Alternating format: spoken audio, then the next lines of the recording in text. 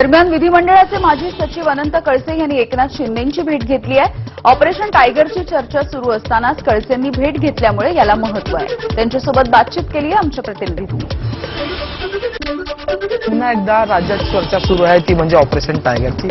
कसं बघतं त्या सगळ्या घटना? यामध्ये मी फक्त कॉन्स्टिट्यूशनल आणि लीगल बाजू आपल्याला स्पष्ट करेल, कारण यामध्ये असं दिसतंय की उद्धव ठाकरे साहेबांकडे सध्या 9 खासदार आहेत आणि 7 खासदार काहीतरी पत्र देऊन वेगळा गट स्थापन करतायत, असं एक टीव्हीच्या बातम्यावरून असं दिसतंय।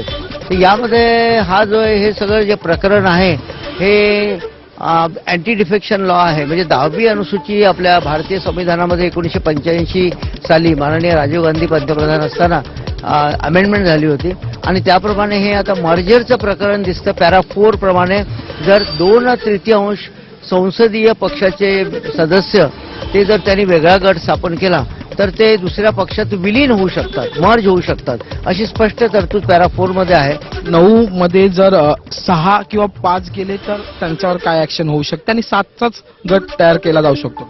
7चं म्हणजे 2/3 जर गट झाला तरच ते मर्जर जे आहे विलिनीकरण त्याला मान्यता मिळू शकते, कारण तशी तरतूद आहे।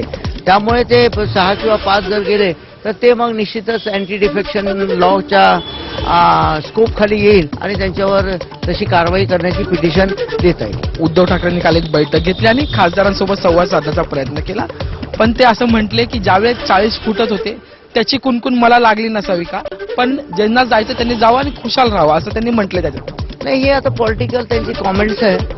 आता हे याच्यामध्ये हे लिगली ते कसं त्याच्यामध्ये बसवतात, ट्रीट करतात, हे आता बघता येईल आपल्याला पुढे काय होईल या प्रकारे। ऑपरेशन टायगर ऍक्टिव्ह मोडमध्ये झालंय का हे सुद्धा आता तितकंच शोधणं महत्वाचं असणार आहे। हेमंत कदम सह मी अजय माने, एबीपी माझा, मुंबई।